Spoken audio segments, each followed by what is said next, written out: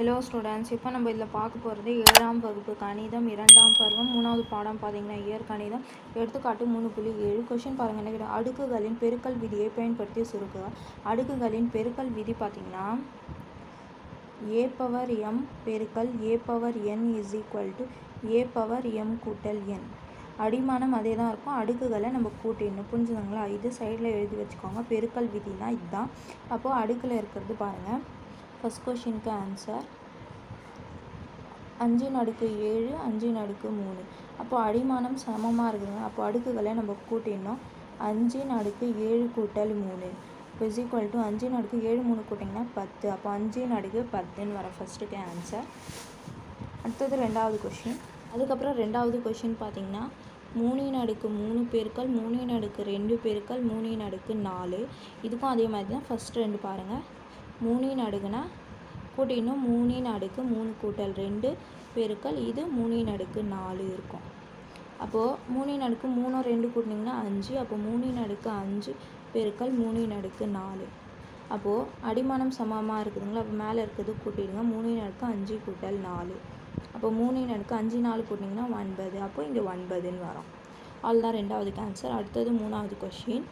3வது கொஷின் பார்த்திங்கன்னா 25 பெருக்கல் 32 பெருக்கல் 625 பெருக்கல் 64.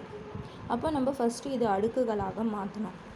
அப்போது இது நீங்கள் பார்த்தீங்கன்னா 25 5ஆல் வகுத்திங்கன்னா 5 5 25. அப்போது இதுக்கு 2 5ன்னு வரும்.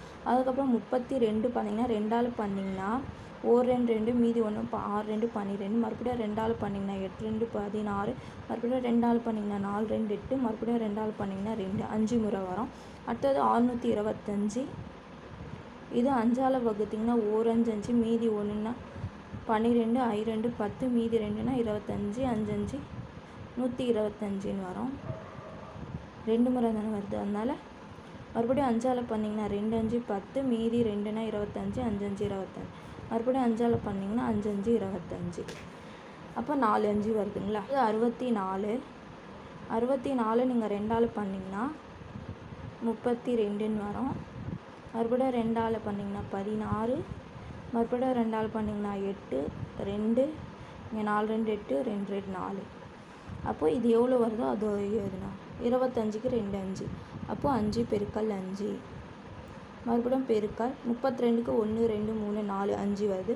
2 பெருக்கல் 2 பெருக்கல் 2 பெருக்கல் 2 பெருக்கல் 2 பெருக்கல் அதுக்கப்புறம் 5 பாருங்கள், இதில் 4 வருதுங்களா? அப்போது 5 பெருக்கல் 5 பெருக்கல் 5 பெருக்கல் 5 மறுபடியும் பெருக்கல். இதில் பாருங்கள் 1 2 3 4 5 6 முறை வருது. அப்போது 2 பெருக்கல் 2 பெருக்கல் 2 பெருக்கல் 2 பெருக்கல் 2 பெருக்கல் 2 6 முறை வருதுங்களா? அப்போ இது இப்போ அடுக்காக எழுதலாமா? 5 எவ்வளோ இருக்குது? 2. அப்போ 5/2 பெருக்கல். இதில் பாருங்கள் 1 2 3 4 5 இருக்குது. அப்போ 2/5 பெருக்கல். இதில் 4 இருக்குது. அப்போது 5/4 பெருக்கல். இதில் 6 இருக்குது. அப்போது 2/6. அப்போது 5 அடிமானத்தில் நம்ம தண்ணி 5 இருக்கிறது 5 சைடு 2 இருக்கிறது 2 சைடு. அப்போது 5/2 பெருக்கல் இது 5/4 பெருக்கல் இது பார்த்திங்கன்னா 2 2/5 பெருக்கல் 2/6. அப்போ இது ரெண்டுமே நம்ம கூட்டிடலாமா? அப்போது 5/2 கூட்டல் 4 பெருக்கல் இது 2/5 கூட்டல் 6. அப்போது 5/2 4 கூட்டிங்கன்னா 6 பெருக்கல் 2/5 6 கூட்டிங்கன்னா 11. அப்போது 6/6 பெருக்கல் 2/11. இதுக்கு ஆன்சர் 3வதுக்கு அவ்வளோதான். புரிஞ்சுதுங்களா? இதோட எடுத்துக்காட்டு 3.7 முடியுது.